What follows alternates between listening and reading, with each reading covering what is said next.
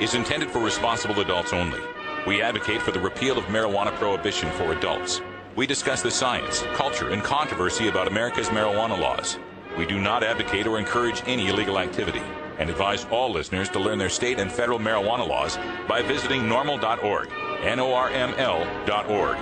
Opinions and claims made by guests and advertisers of Norml Show Live are their own and do not necessarily reflect the philosophy and policies of Norml. Listener discretion is advised.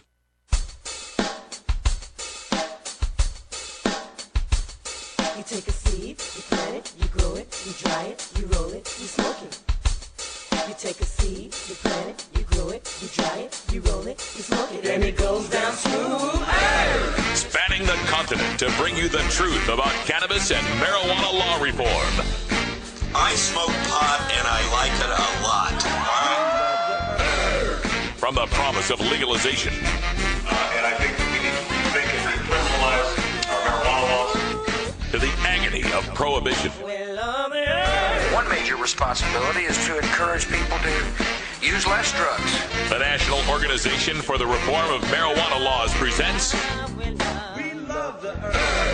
Norml Show Live, Marijuana Nation. Now, here's your host, Norml's Outreach Coordinator, Radical Russ Belville. Good day, tokers and tokats, and welcome. It is Monday, March 12, 2012, and it's got to be 420 somewhere in the world. Welcome to the show. We're so glad you could be here. I'm back from Houston, and that means I'm one day closer to you, just like the Gatlin brothers sang back in the day. Also joining us here in the studio, we have got the wonderful Ganja John hanging out over here to the right. What is up, Russ? Oh, we got your mic is not. Yeah, it is up. Now it's up. What's up, Russ? How you doing? I had myself a hell of a weekend, I'm telling you, and we're going to talk about it. I can't wait to hear about it. Oh yeah, all throughout hour two. I hope you had a good weekend too. Oh yeah, I did, absolutely. I had the best meal of my life last night, and then this morning threw up. Oh, well, but that's I'm feeling better now. Yeah, all right. We don't want you throwing up. That's a bummer. Speaking of bummers, also, Cannabis Carrie is not with us from the virtual studio because Huge bummer.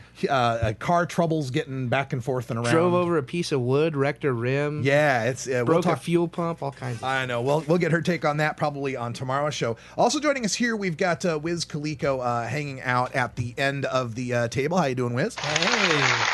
Glad to be here. Doing good. Doing well. All right. And so we'll have plenty to talk about in hour two because today I'm pretty much going to go over my experience at the Baker Institute debating Dr. Kevin Sabet. Some of you have seen that already. For those who haven't, in the Radical Rant today, I'm going to play my full 20-minute presentation there at the Baker Institute. And then in hour two, we're going to play Kevin Sabet's response and then our back and forth. But I've got the pause button. We can pause and stop and talk about this stuff, and I can give you exactly how he's trying to fool you and what you need to use to debunk that kind of reefer madness. So that's going to be the whole focus of today's show. Plus, the rest of the week, I'll be bringing you clips from that Baker Institute conference. There's so many great speakers there. Ethan Nadelman, Professor Alex Stevens from the University of Kent. We also had Reverend Edwin Saunders from Nashville, Tennessee. Amazing speaker. We'll bring all that to you. Also on today's show, it's Roots Monday, so we get your daily Toker Tunes. I'm going to bring you some music from Stanley Jordan, some jazz music today, some capital J. That's what you call it when you roll it in Washington, D.C., a capital J. And then coming up later on the Norml Network, we've got podcasts from Texas that are going to be bringing you exclusive coverage of the Baker Institute Conference, including Dean Becker with the Drug Truth Network. He interviewed myself and others there at the conference. And we'll also have Can of Truth Reefer Rhetoric featuring Professor Blunston and Dean Schwag, two of the coolest guys you could ever meet. We'll talk more about that in hour two as well. So stay tuned. It's Norml Show Live. We're back after these messages. You're listening to Norml Show Live, the voice of the marijuana nation. Hi, I'm Radical Russ.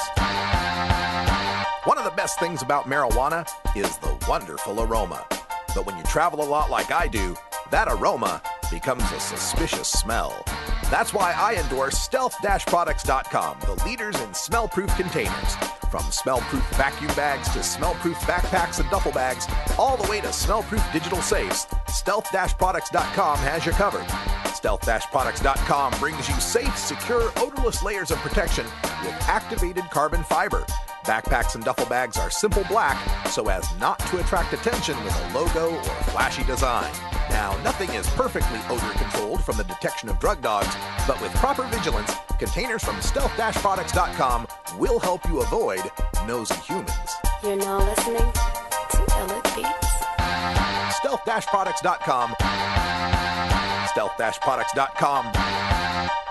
This is Norml Show Live. Weedmaps.com.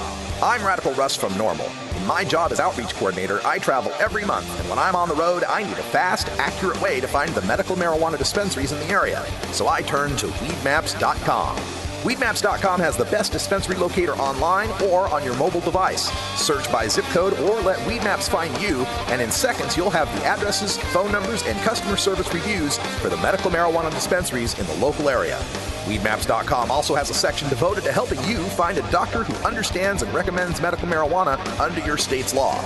You can even check prices on the Medical Marijuana Stock Exchange. Coming soon, you'll even be able to find the listings of Norml attorneys and chapters, local head shops and grow shops, and the best weed-friendly businesses. Weedmaps.com has the information you need to be an informed cannabis consumer. Visit Weedmaps.com today, a proud sponsor of the Norml Network. Inhaling deeply of the sacred smoke.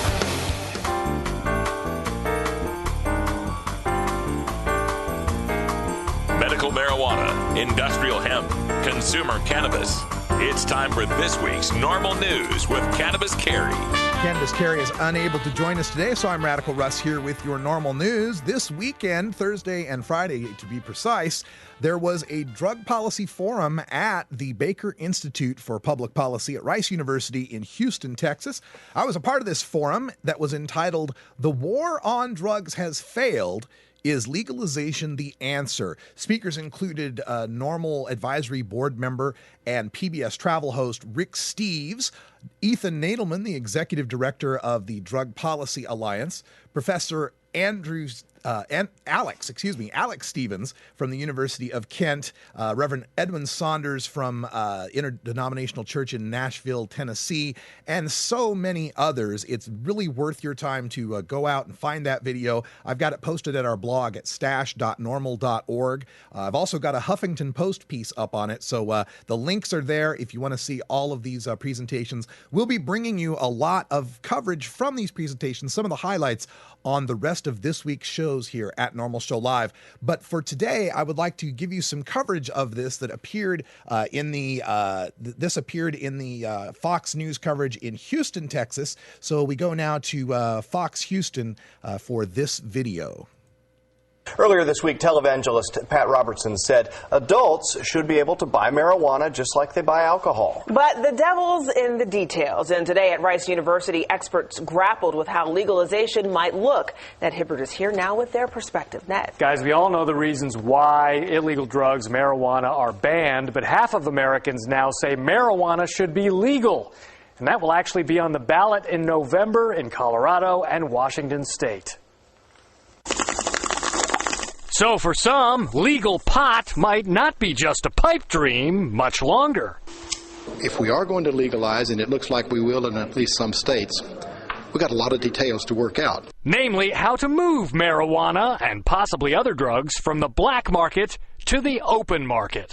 Nobody wants to have rocks of crack in the gumball machines at Skeeter's. We know that's not going to happen. What has been most talked about is something similar to the way we treat alcohol and tobacco. Now, it may be tempting to dismiss legalization as some kind of stoner wish fulfillment. Only in this room, you'll find former mayors and cops, people who say the war on drugs cannot stem the supply or dent the demand. My team in Ecuador once caught 14 metric tons of cocaine, which is about 30,000 pounds. 6 months later, the price of cocaine had not changed on the streets. Nonviolent drug offenders pack our prisons and jails. Many of them are minorities. It's undermining the potential and the future of our community, because clearly, especially the large numbers of African American men that are no longer a part of the labor force, are no longer part of the political process. Meantime, who's getting rich? The cartels, for one. A Mexican drug trafficker is on the Forbes list of billionaires this year, while the 5-year tally of murders south of the border approaches 50,000. What's happening in Mexico and in Central America today It's like Chicago during the days of Prohibition and Al Capone times 50. Gangsters like Capone profited from alcohol prohibition in the 1920s. My parents decided that alcohol was bad, but alcohol with Al Capone was worse than alcohol without Al Capone. And I think that's basically the choice we have to make. People legitimately worry that legalization would make marijuana more accessible to children. But when you ask the kids, as one former teacher can tell you, here's what they say. We can get drugs cheaper, easier than beer. Like, we can't go to the store and get the beer because we're not old enough, but hey. But I don't think we would see a real increase in young people because they already live in a world of widespread availability, and we've had 30 to 40 years of demonstrating that there's nothing the government can do to change that. That's interesting. There is some support for legalization from the left wing for humanitarian reasons and from the right wing for economic reasons. In 2010, a proposition that would have okayed marijuana possession in California was defeated by 7 percentage points.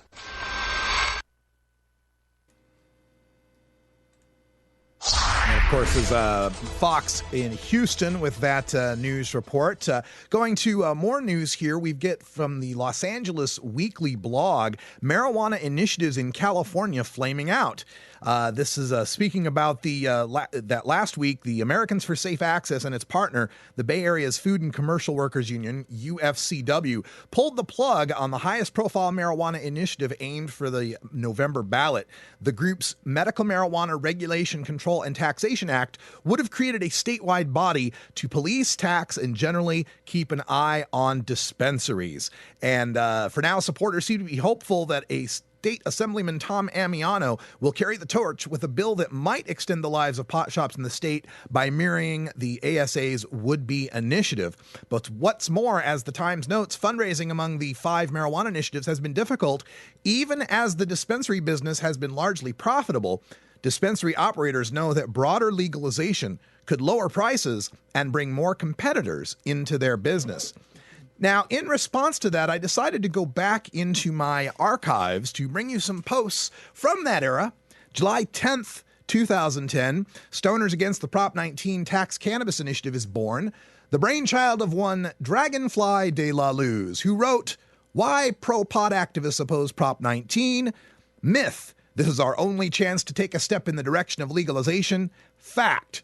This is only our first chance, and it is not our only choice. This November, volunteers for the California Hemp and Health Initiative, the initiative Jack Harrer supported so much he lent his legendary name to it, will be collecting signatures to be placed on the ballot in 2012. For this reason, we cannot vote for Prop 19 now and then vote in CCHI in 2012 to replace it, because if Prop 19 passed," she wrote, "the more likely scenario is by that time the big cannabis corporations will have all the money, power, and influence needed to challenge any challenge to their monopoly." October 29th, 2010, National Public Radio reports on the influence of the Stoners Against Prop 19 campaign having a perception among cannabis consumers. Quote, De La Luz said she was excited at first to hear California was trying to legalize pot. "I thought it was a dream come true," she says.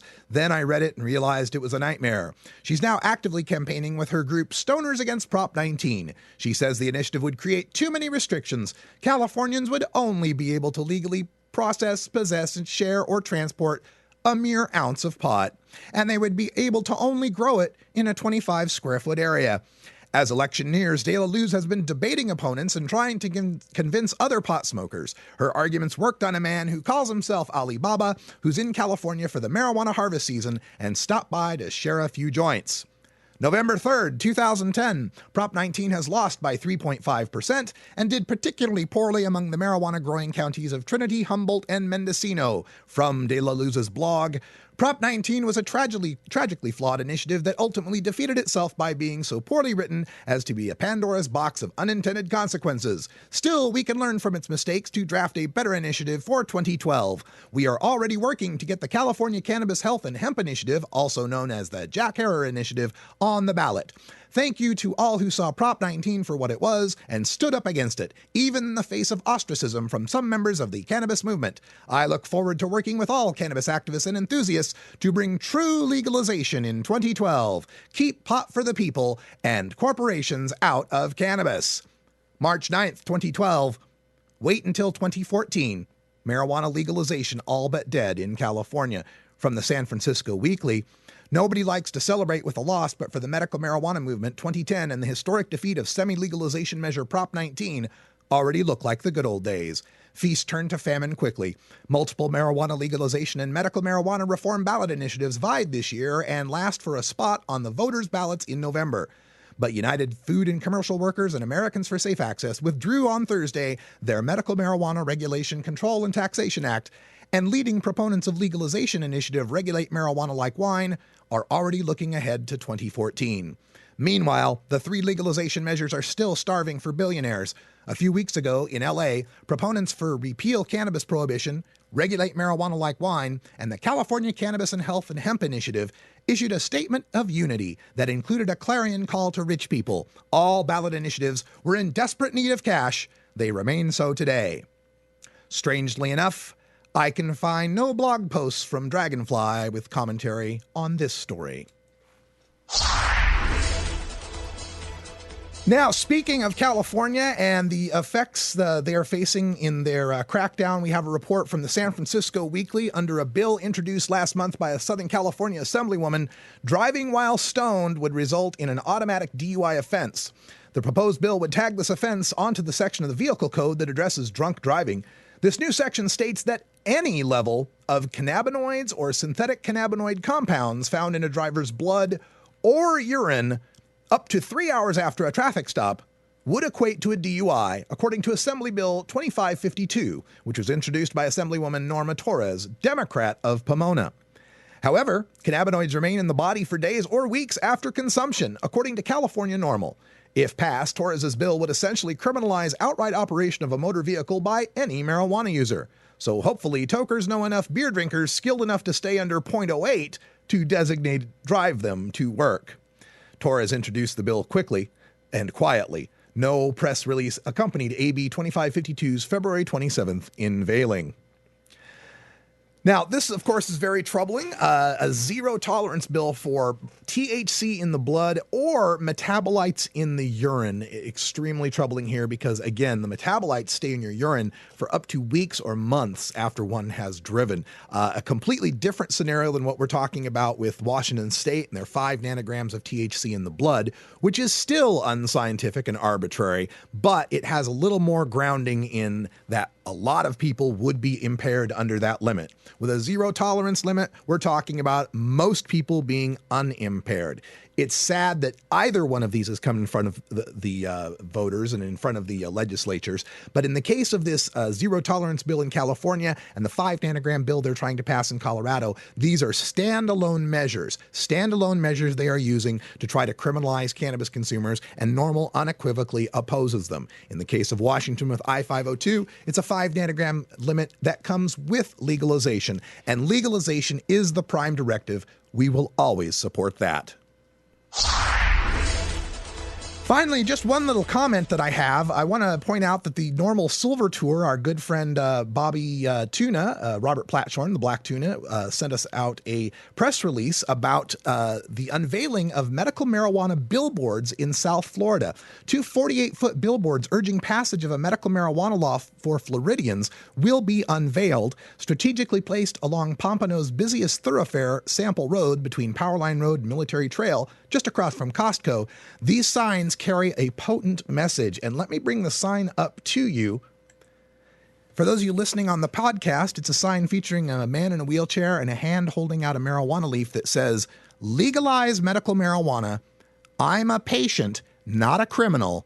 Prescribed in Israel." Of course, Florida with a large Jewish population, that might be part of the sale.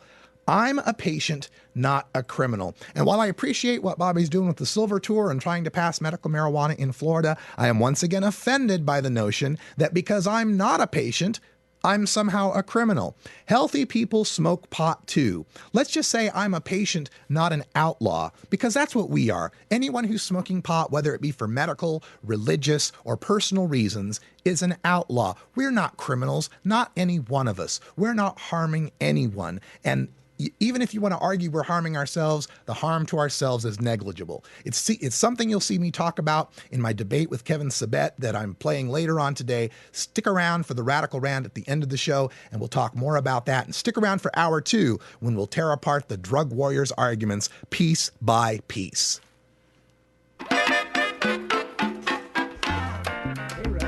What do you think about a break, buddy? I'm running out of voice. It's hard to do when Terry's not here. Very tough. Be back right after this. It's 20 after the hour, and we have to take a short break, if you know what I mean. Please support these sponsors who support Norml Show Live. Oh, have you ever met that funny reefer man? A reefer man. Have you ever met that funny reefer man? A reefer man. If he said he swam to China, he would sell you South Carolina. Then you know you're talking to that reefer man.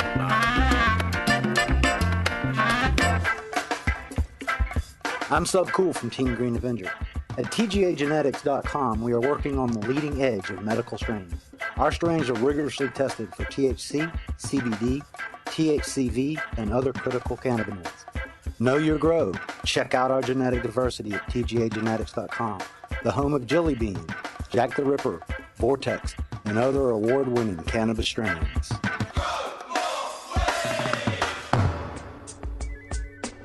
If I were to tell you that in America, right now, over 1 million children sell marijuana, what would you think? Would you think that any public policy that creates over 1 million teenage marijuana dealers needs to be re-examined and possibly amended? You would not be alone.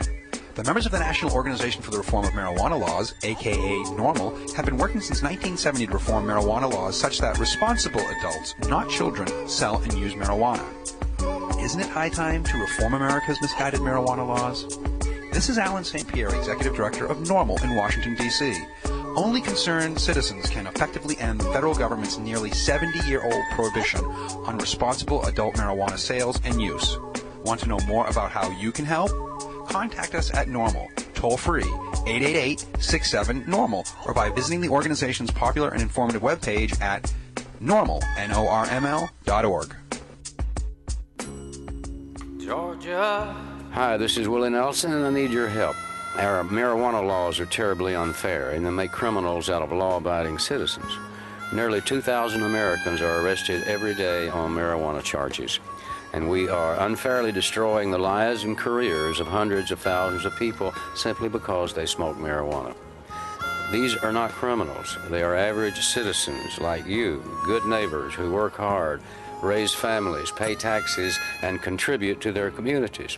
And it's time we stopped arresting responsible marijuana smokers. We need your help to end marijuana prohibition once and for all. It's the fair thing to do. For more information, contact Norml, the National Organization for the Reform of Marijuana Laws. Call toll-free 888-67-NORML or visit their website at norml.org.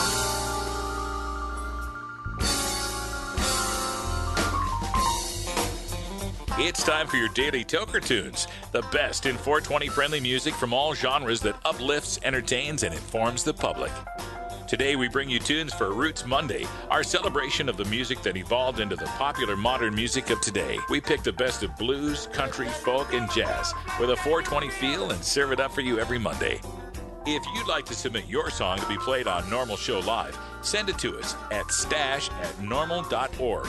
Now here's some more great independent marijuana music for today's Daily Toker Tunes. All right, we're going to turn things over to Stanley Jordan for this tune. Stanley Jordan, great jazz guitar player. Followed him for a long time. Love his work. And I just saw the name of this tune sitting in the IOTA promo net. It's called Capital J. And I figure we would roll a capital J and just dig on some jazz. So get it on, Stanley. This is Capital J. Stanley Jordan on your Roots Monday Daily Toker Tunes.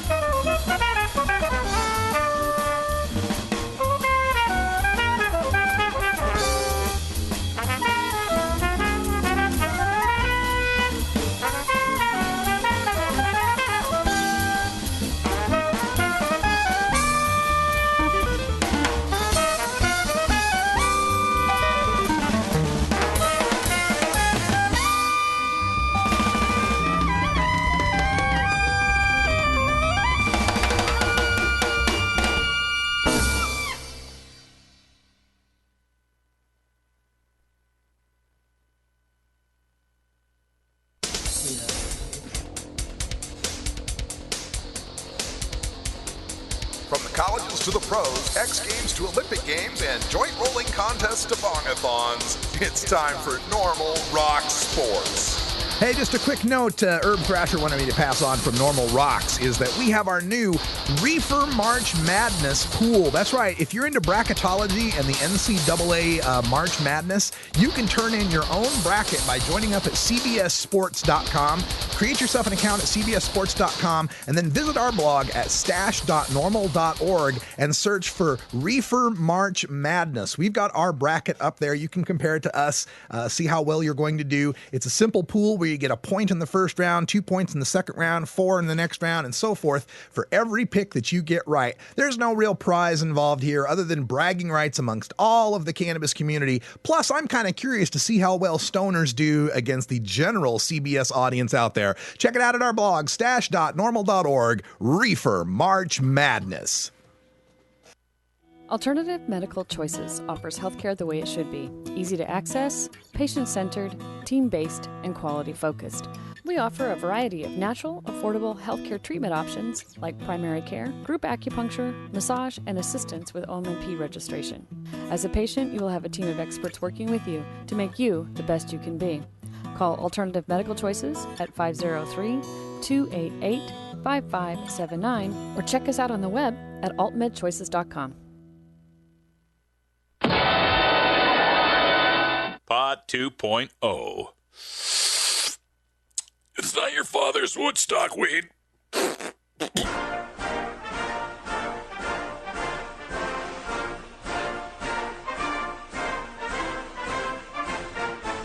5 of the last 7 people to run for president and the last 3 winners have all smoked pot. Marijuana, the gateway drug to the White House.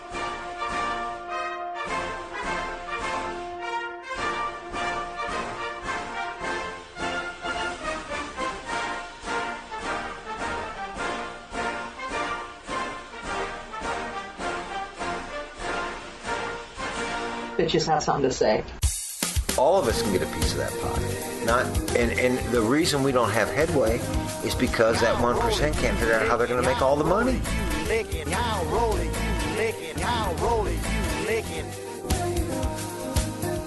That just have something to say. Your Sunday morning and Wednesday evening pot and politics immediately following Danny Danko's Free Weed here on The Libra Lounge. Podges? We don't need no stinking podges. Sir, do you think there will or should come a time for us to discuss the possibility of legalization, regulation, and control of all drugs, thereby doing away with the violent criminal market as well as a major source of funding for international terrorism? Thank you so much for your time, Mr. President. Well, I think this is an entirely legitimate topic for debate. Name the time and place, Mr. President. At Norml, we've been prepping for this debate for 40 years. You want answers? I'm as mad as hell, and I'm not going to take this anymore. You want answers? You have offended my family. I think I'm entitled. You want answers? I want the truth. And you have offended a Shaolin temple. You can't handle the truth. Surely you can't be serious. I am serious. And don't call me Shirley. Radical Rant. Welcome back, everybody. It's so great to be back from Houston, Texas. And I tell you, the time that I had there was amazing. First of all, big thanks to William Martin, the senior fellow for religion and public policy there at the Baker Institute, who put together this world-class forum. I mean, literally, first time in my life I've ever been picked up at the airport by a guy in a black suit with a white sign and my name on it. Got to ride in the back of this nice Cadillac from there to the event where the 420 Truth Car was there. Dallas-Fort Worth Norml had brought the 420 Truth Car. Let me get the pic for you here. It's right out front of the Baker Institute. There you go. 420 Truth Car with the green lights flashing so everybody could find out where it was. That night, Thursday night, Rick Steves was giving his talk on the European perspective. And by the way, all of these videos are available through the Baker Institute's YouTube page, youtube.com/Baker Institute, where, by the way, Wiz Khalico's been checking out the data there. I'm, number 2 there all time? Number 3. Number 3. About 200 views away from the number 2 viewed video on that YouTube channel. Yeah, and that's including like Condoleezza Rice, Pervez Musharraf, the Princess of Jordan. Plenty of heads of states. Yeah, it's pretty crazy. So, yeah, pretty crazy. Thanks for that, Kaliko. But, so the Truth Card was there. Rick Steves was giving his presentation on the European perspectives on drug policy. You know, basically don't be hard on drugs, don't be soft on drugs, be smart on drugs.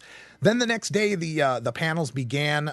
Dr. Ethan Nadelman, Executive Director of Drug Policy Alliance, debated John J. Coleman, who's the head of Drug Watch International and also was a former administrator in the DEA. He actually had a slide up where he was talking about the different wars on things, like we've had the war on cancer, the war on poverty, George Carlin's war on homelessness, and even one person's war on pigeons in New York City. So you can imagine a drug warrior talking about the war on drugs and comparing it to a war on pigeons. He didn't do so well. The next panel featured a DA from Houston, a judge from Houston, and assistant chief of the Houston Police Department versus Russ Jones from LEAP. I guess I shouldn't say versus. They were all offering their perspectives. And it was kind of interesting how the DA, she started talking about how drug cases were clogging up her court, how her docket was just filled with what they call trace cases. And for demonstration, she held up a Splenda packet and she said, "This is a gram." Actually, she said, "I made a personal point of pride that I have never learned the metric system. I feel it's un-American. But working drug cases has forced me to have to learn some metric system. Folks, this is a gram." And so she holds up that gram, that Splenda packet, and then talks about her docket being flooded with cases where they're getting a speck off of like a fleck off someone's nostril, right? Or the residue in a crack pipe or something like that. And they're charging them with 0.01, 1/100th of a gram, and these people are getting state jail felonies. So at first you think, oh, well, she seems to get it, right? But then she talks about how she wishes Timothy Leary and the people who promoted the drug world would burn in hell. Check those videos out, but I'm going to get right now to my portion here. We'll talk more about this in hour 2. This is me at the Baker Institute and my presentation against Dr. Kevin Sabet. We'll talk more about it in hour 2. Let's get right to it. Good morning, everyone. Welcome, and I just want to say I'm incredibly honored to be speaking here at the Baker Institute. I saw the list of panelists who were going to be appearing here. I saw more letters behind people's names than I see in a bowl of alphabet soup. Right? PhDs and DAs and assistant chiefs and judges, and I kind of got to think, why am I here? My goodness, I'm just a guy who, grew up as a son of a musician. Always been around people that had used marijuana in my life, and now I work for Norml, and I am the chapter outreach coordinator. I help coordinate 177 chapters around the country and around the world, including some fine people from Dallas-Fort Worth and Waco, Texas, who are here today. I also run Norml Show Live on the Norml Network, which is a live daily talk radio show where for 2 hours a day I talk to the people and I interview the people involved, some of the people that are in this room that are involved in fighting this war on drugs. So I think maybe why I'm here is because while I don't have any of that school book education on the issue of marijuana, I have a ton of real world experience here on the issue of marijuana. I'm thrilled here to be with Dr. Sabet, and we've gotten to speak a few times, and he's a wonderful man. And as far as people who have worked for the ONDCP goes, a very gracious person who has told me to my face he does not want to see me put in a cage for my use of marijuana, and I appreciate that. Thank you. But it is kind of intimidating because, the man's going to Harvard and getting a PhD at Harvard. I mean, my biggest academic achievement was I was the Boise State mascot in 1985. Go Broncos. I mean, he's worked in the White House. I once ate at a Waffle House. So, But again, I think where I bring something to this debate is that I have skin in the game. I began smoking marijuana on July 4th, 1990. In a resort town called McCall, Idaho, with the guitar players in the band that I was playing with at that time. And I remember when that joint first went around the circle. And remember, my father is a drug addict and an alcoholic, and I'd always been told, just say no, drugs are bad, MK, don't do it, just don't do it. And when I saw that joint go around, I thought, oh my God, I'm in a band with guys that do drugs. These guys do drugs. And I refused it the first couple times it came around. And I was really shocked because when I did refuse it, I was a little worried because I'd heard about the peer pressure, and they all kind of went, okay. They just kept passing it around. And after about 4 or 5 or 6 passes of this and them giggling and just having a good old time and not really being any problem, I finally took a puff. And when I took that puff, I went, this is drugs? Really? This is what you were warning me about? I mean, I'd been drinking since age 16. I'd woken up in strange places. I'd had tequila scars. I mean, I puked on my shoes. I've done some terrible things under alcohol. And when I smoked that joint, I went, really? This was the problem? It makes me happy and lightheaded and go to sleep and eat Funyuns? That's what we need to throw me in jail for? This is terrible. So I've got skin in the game. And because of that, under this war on drugs, I have been affected by this daily. The federal law right now for the possession of even a speck of marijuana is a misdemeanor with a possible 1-year prison term and a $1,000 fine. Now, it's probably not going to happen, but it exists. It's there. That law is there. And for the past few years, when I've been living in Oregon, I've been growing marijuana plants. And for just one marijuana plant, the federal penalty is a felony with 5 years, $250,000 fine. And if you're growing a lot of marijuana plants, like this fine woman's son is, you're actually eligible for the death penalty in this country. And I'm proud of it. Thank you, Mrs. Lee. Thank you. But a federal death penalty exists. We are one of 9 countries in the world that has a death penalty involved with marijuana. Now, you have to grow over 60,000 plants, make $2 million, $20 million over a certain number of years, continuing criminal enterprise, yada, yada, yada. But the fact exists, we have a death penalty for this plant. A death penalty. In Texas here, we've heard some of the folks talk about that, the misdemeanor, 6 months, probation, $2,000 fine, mandatory rehab. A plant is felony, 12 years, $10,000 fine. In Florida, it's 5-year felony for anything 21 grams or over. 21 of those sugar packets, 21 grams is about 3/4 of an ounce. Felony, 5-year sentence, $100,000 fine, and you lose your right to vote. And in Florida, you lose your right to vote as a felon permanently. After 5 to 7 years, you can apply to a clemency board to maybe get your right to vote back. This has resulted in 8.2% of all Floridians of voting age being disenfranchised and 19.8% of African American voters being disenfranchised in the state of Florida. It's really hard to change the laws that criminalize you when you can't vote to change them. Even in my home state of Oregon, where people think, oh, it's all hippy-dippy, liberal, love fest, pot and love and patchouli and all that. Yes, it is decriminalized. Less than an ounce is a ticket. You do get a 6-month driver's license suspension, even if you weren't driving, and a $1,000 fine.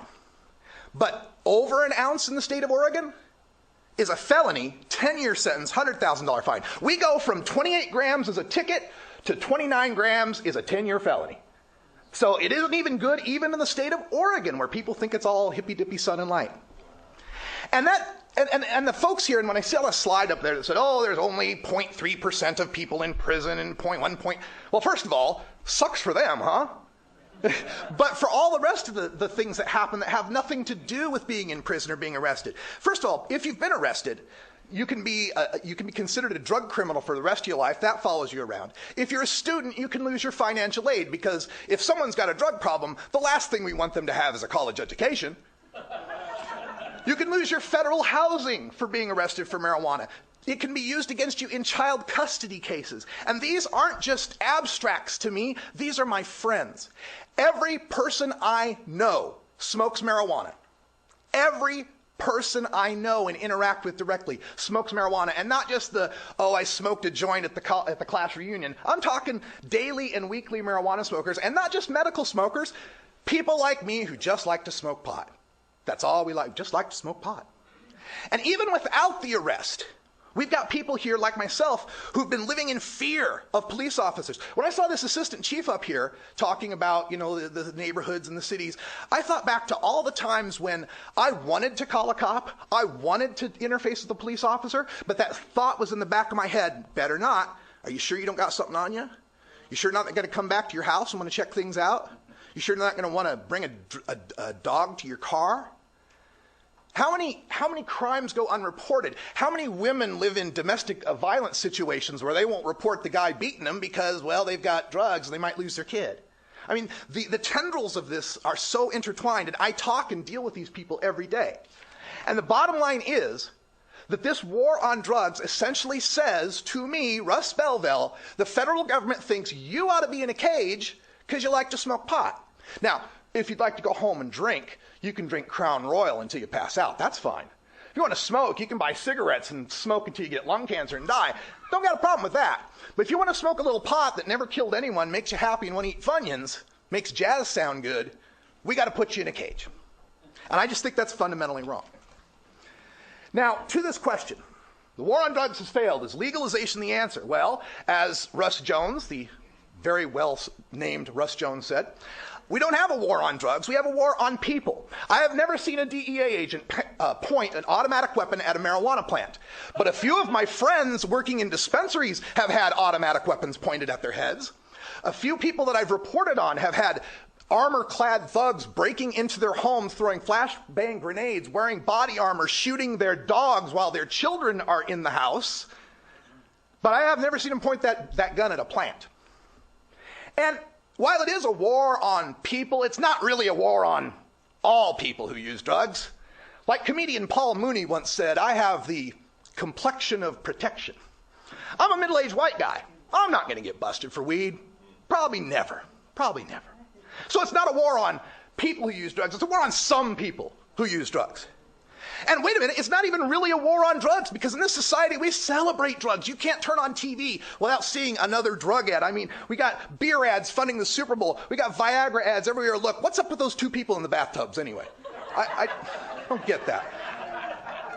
And we got the cartoon depression. Have you seen those drugs from the cartoon, the Abilify, where the woman's got depression? Is your antidepressant not helping? And she's got that robe of depression she wears around. Well, if that pill doesn't help you, we've got another pill to help the pill that doesn't help you. And notice that the depression robe never really goes away. It still kind of hangs out off to the side. We're not curing anything. We're managing it, because that's the comeback. That's where you get the comeback at the pharmaceutical company. So it's not a war on all people who use all drugs. It's just some people using some drugs. And in fact, we celebrate drugs. Even the evil drugs, cigarettes, even the evil one, the one we all know is awful and terrible, we at least tolerate it. I used to work at a company that had paid for by the company a shelter outside, because we're in Portland, Oregon, it rains a lot, right? A shelter outside so the nicotine addicts could go and get their fix. Sounds different when I say it that way than smoke break, doesn't it? Nicotine addicts to get their fix, paid for by the company, and willing to accept the productivity loss of people heading out every 2 hours for 15 minutes to do their drugs. So don't tell me we have a war on drugs, that we think drugs are bad. It's just some drugs and some of the people that are using them are bad. And when we call it a war on drugs, it's not even really a war on drugs, it's a war on marijuana. As was cited earlier, 52% of all arrests in the war on drugs are for marijuana, 88% for possession alone. Here in Texas, it's 97% of all marijuana arrests are for possession, as they were talking about trace amounts and such too. So what we really have here is not a war on drugs. What we have here is a war on certain American citizens using non-pharmaceutical, non-alcoholic, tobacco-free drugs. That's what we have.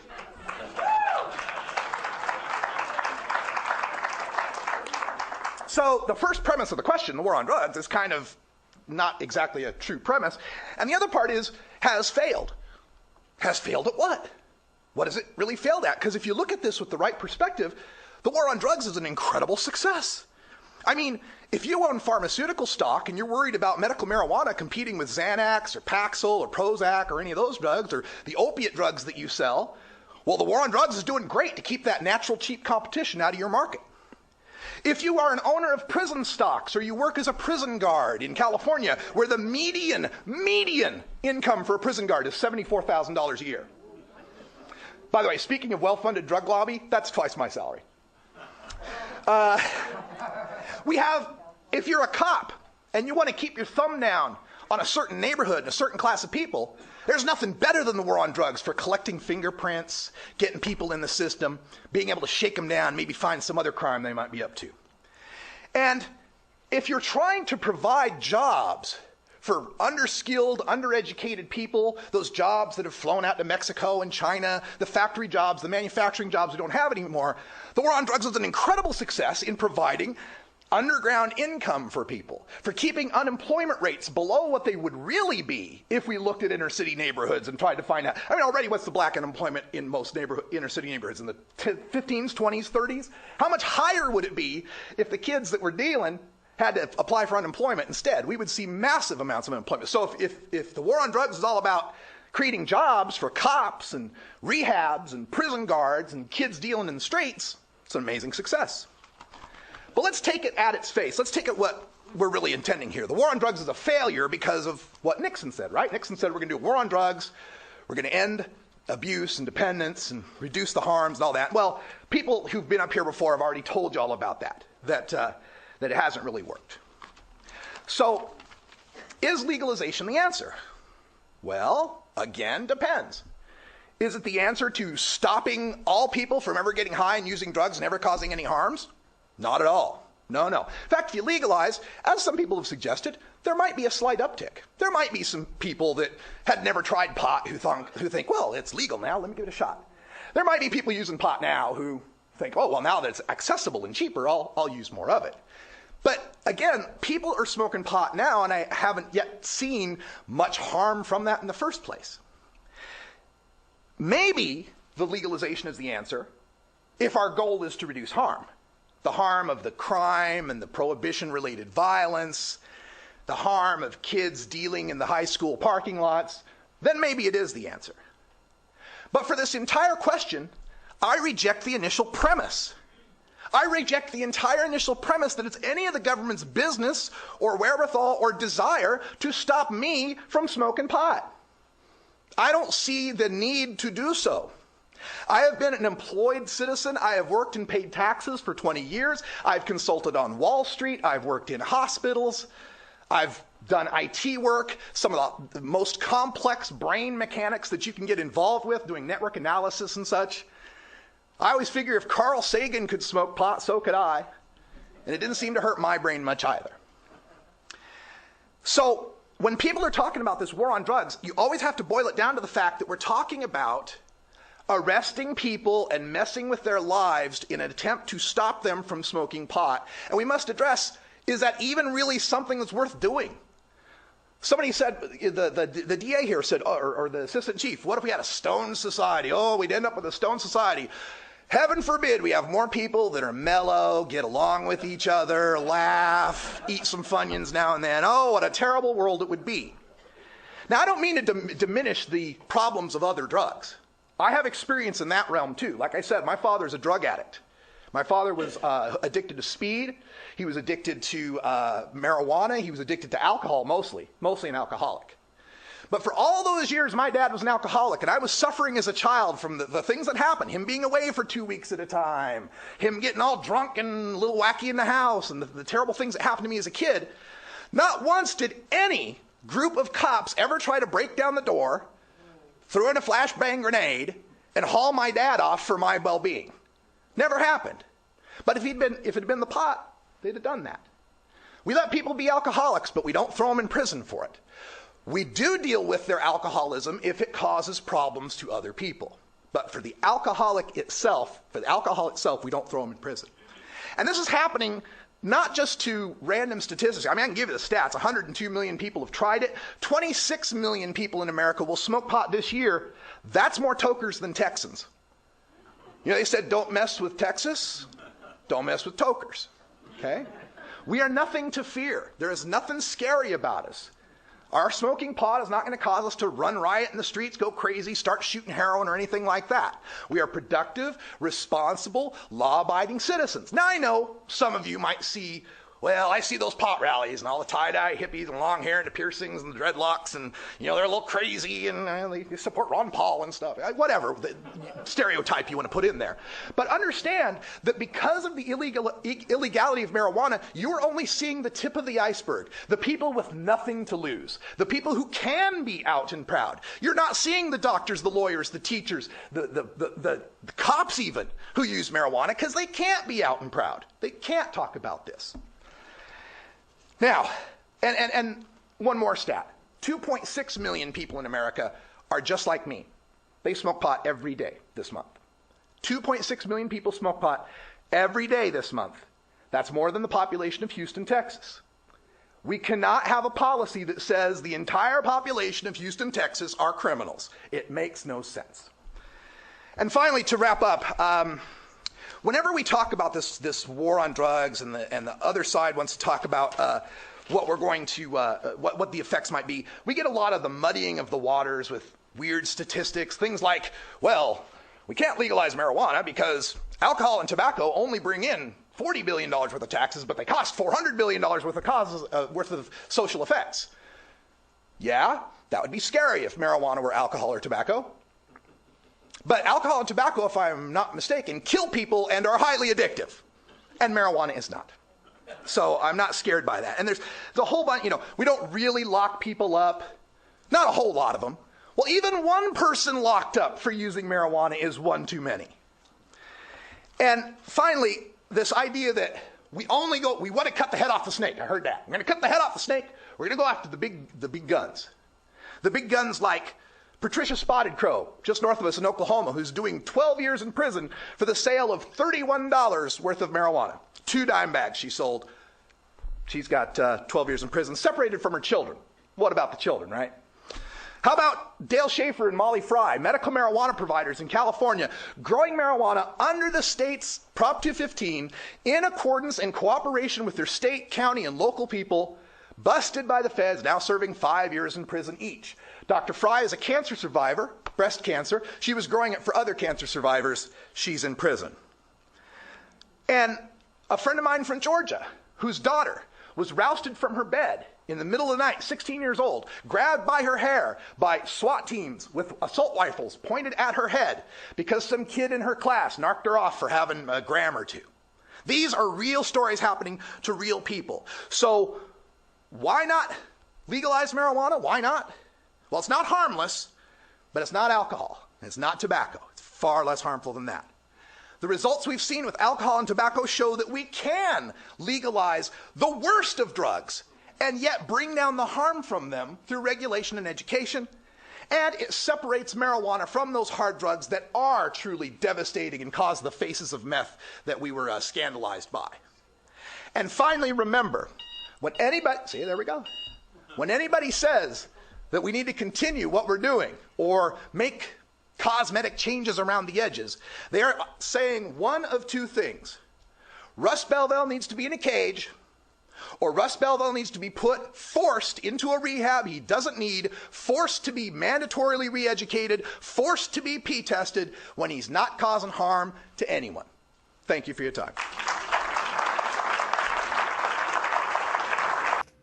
Oh, that was so much fun to be able to do that presentation at Rice University. It is online at youtube.com/Baker Institute, where we're reaching into the stratosphere as far as the number of hits, at least for Baker Institute. I mean, I'm not like Reply Girl or anything, but a couple thousand, that's pretty good in my book.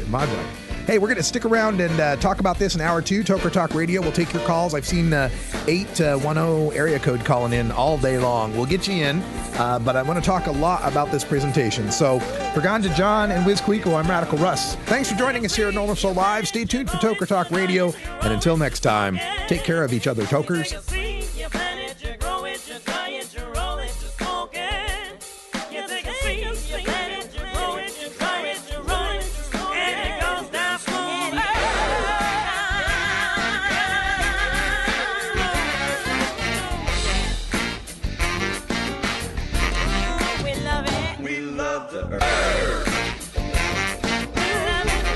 This is Norml Show Live, the voice of the Marijuana Nation. Take it on one more time.